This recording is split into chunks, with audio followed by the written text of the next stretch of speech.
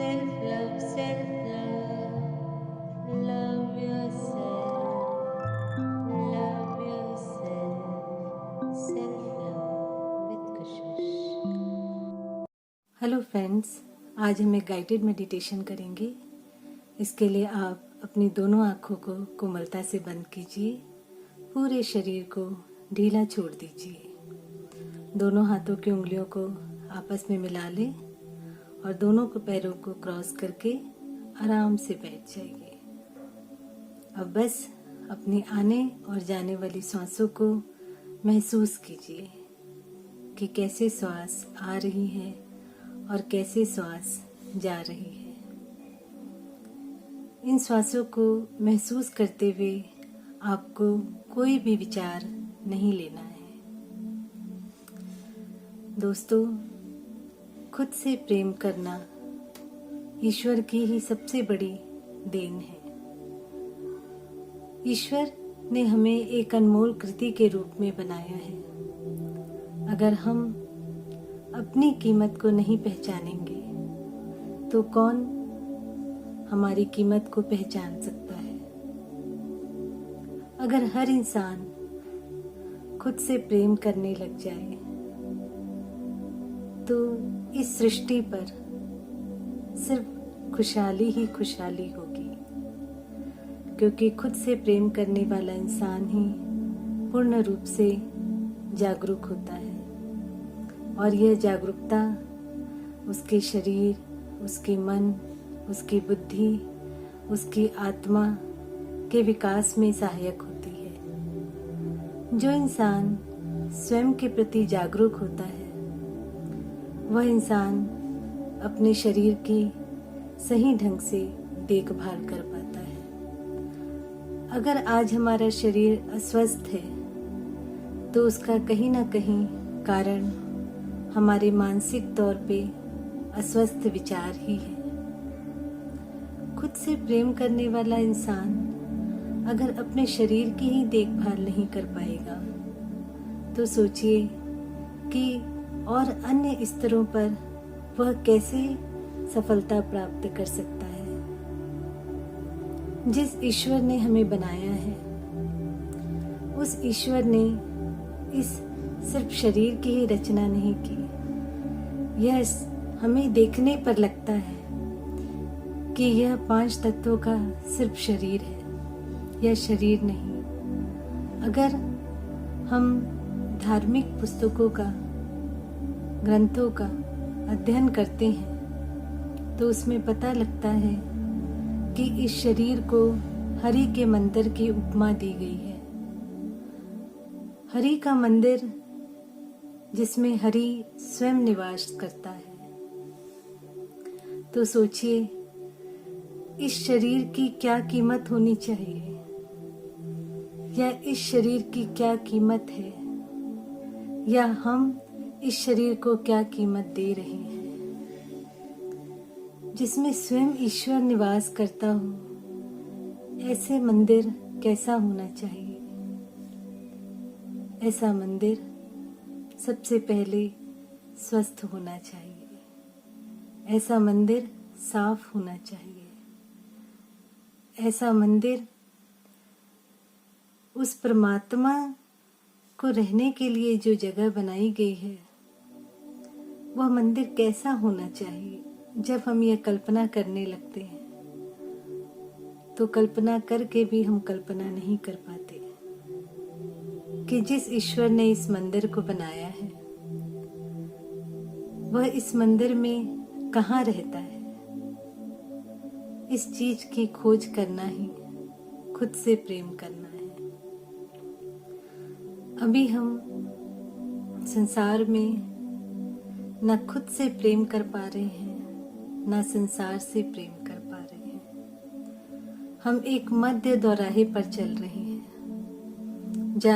जहाँ न हम पूर्ण रूप से अपना ध्यान रख पाते हैं न संसार अर्थात मानवता की सेवा में आगे आ पा रहे हैं।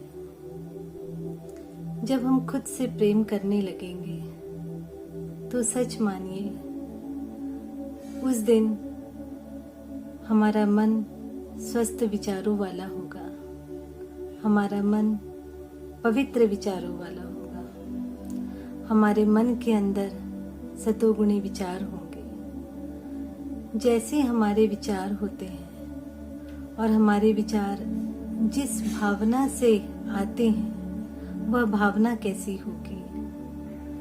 वह भावना पवित्रता से भरी होगी। उस भावना में कोई काम, क्रोध, लोभ, मोह, अहंकार का विचार नहीं होगा। वह भाव सिर्फ दैवी भाव से जुड़ा होगा कि जिस संसार की रचना उस ईश्वर ने की है, उस ईश्वर ने ही मुझे भी बनाया है। तो मुझे इस संसार में कैसे रहना है, किस भाव से रहूं, कैसे विचार रखूं, कैसे मेरे कार्य होने चाहिए, कैसा मेरा व्यवहार होना चाहिए कि मेरे रहते मेरे द्वारा किसी को कोई तकलीफ ना हो। मुझे कैसे रहना चाहिए? सबसे पहले हम अपने शरीर से शुरुआत करते हैं। शरीर का स्वस्थ रहना ही हमारा सही धर्म है, क्योंकि शरीर की स्वस्थता मतलब जो हमारा हरि का मंदिर है उसका निर्माण बहुत सही ढंग से हुआ है। हर समय अपने शरीर की स्वस्थता के प्रति जागरूक रहना, शरीर को सही पोषण देना, शरीर के लिए लाभकारी व्यायाम कराना, यह सब हमारी स्वयं की जिम्मेदारी है। शरीर को सही पर्याप्त नींद देना। आज हम संसार को समय तो दे रहे हैं, पर कहीं ऐसा ना हो कि इसमें हम अपने खुद की अवहेलना कर रहे हो। तो जो इंसान अपने शरीर से प्रेम करेगा उसके बाद ही वह इंसान किसी दूसरे स्तर तक पहुंच पाता है। अगर मेरे शरीर में तकलीफ है, मेरे शरीर में कहीं दर्द है, तो क्या सही मायने में मैं कोई भी कार्य कर सकती हूँ क्या? चाहे वो परिवार को सुख देने का हो, चाहे वह आध्यात्मिक सुख लेने का हो, चाहे वह मेरे दैनिक कार्यों को पूर्ण करने का हो, बहुत मुश्किल है। इसलिए सबसे पहले अपने शरीर के प्रति जागरूक होइए। अब अपने मन के विचारों को देखिए कि हमारे मन के विचार किस स्तर के हैं।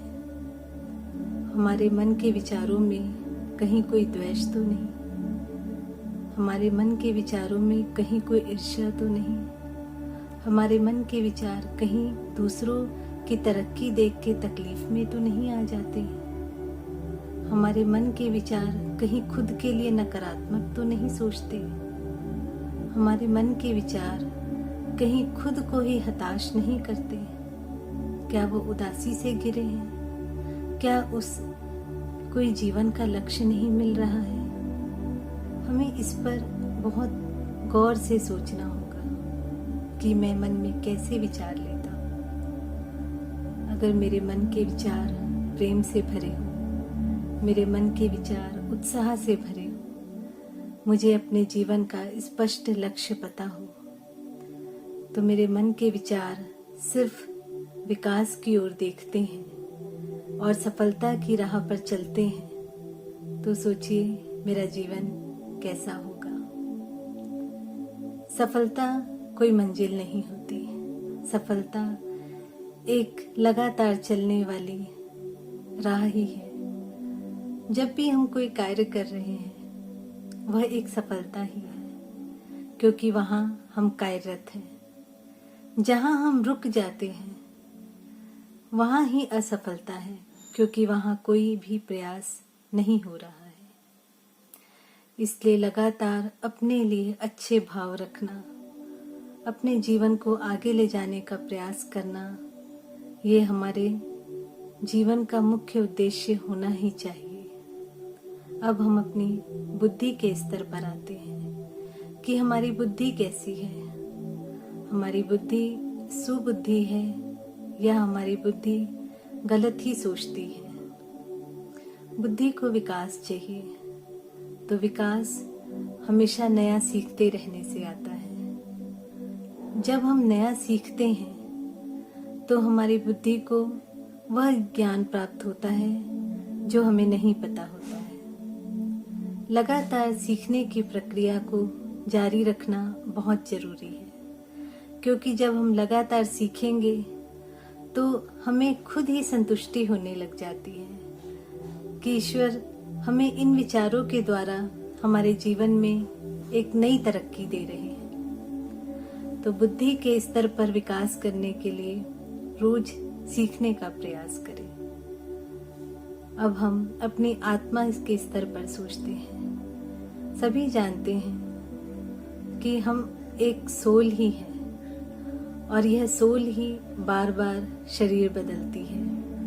हम इस सृष्टि पर अपने पहले के किए गए कर्मों को उनका हिसाब किताब चुकाने के लिए आते हैं, नया सीखने के लिए आते हैं। सीखने के दौरान ही हमारी परीक्षा भी होती है और हमें नए अनुभव भी प्राप्त होते हैं। और यही आत्मा कितने जन्म जन्मांतर से यह कार्य कर रही है। लगातार जब तक हम इस सृष्टि में जन्म ले रहे हैं तो कुछ ना कुछ सीख ही रहे हैं। आत्मा को सिर्फ एक ही बात सीखनी है कि उसे सुप्रीम सोल के साथ मिलना है। तो उसे मिलने के लिए उसे उस स्तर तक पहुंचना होता है। कहते हैं जब आत्मा परम शुद्ध हो जाती है और अपने सारे कर्मों का हिसाब किताब चुका देती है, तभी आत्मा परम आत्मा के साथ मिल पाती है। तो इसके लिए लगातार हर आत्मा सृष्टि में प्रयास भी कर रही है। तो यह प्रयास हमें भी जारी रखना है।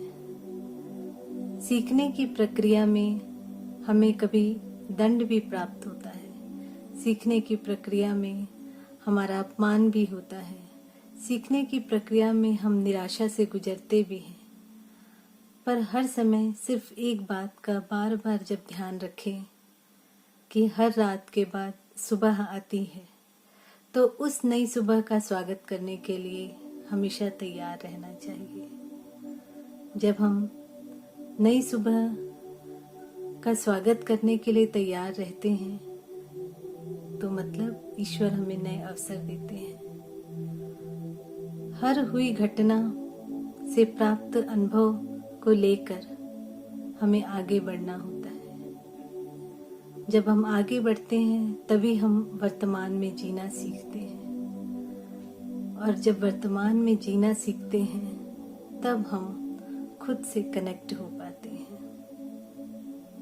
खुद से प्यार करना एक बहुत सुनहरा सफर है दोस्तों।